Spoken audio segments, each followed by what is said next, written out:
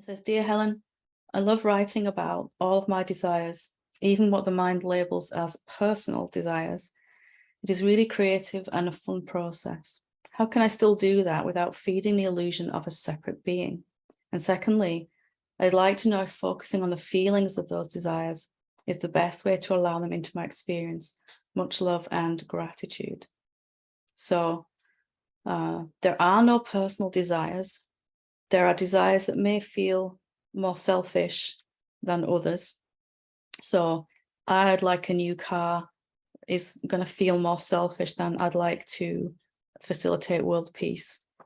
But really, it's the same. It's the same thing. We're doing it because we're going to feel better.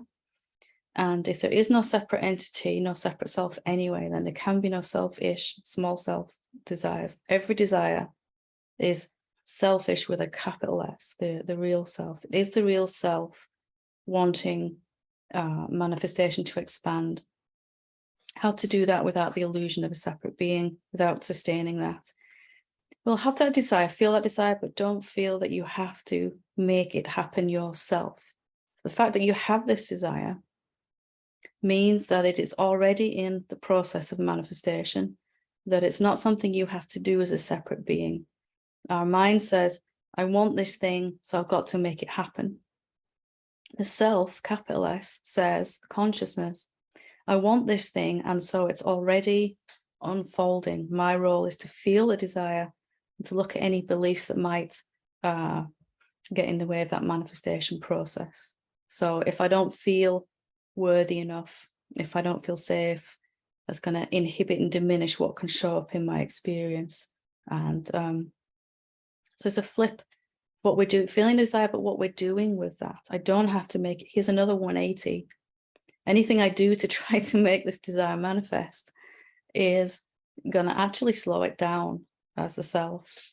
Just to recognize, because I want it, it's already coming.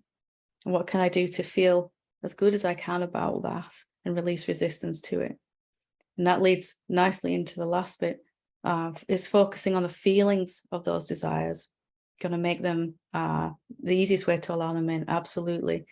In fact, there was a point where I stopped asking for any particular things, and my desires were all focused on how I wanted to feel. I looked at how I wanted to feel, because then reality can give me every way. So if I want to feel fulfilled or peaceful, and I'm trying to say, if I get a new job, I'm going to feel more fulfilled.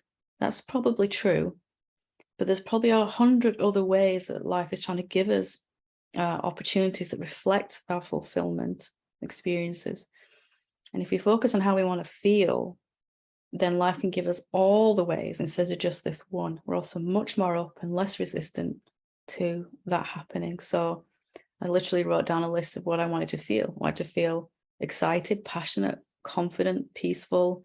I wanted a sense of purpose. I wanted to feel like I was contributing. It went on like that, this list, and I just focused on that. And that seemed much more attainable too, much more believable. And little by little, my worlds began to reflect that back to me. So lovely. I hope that helps. Very good question.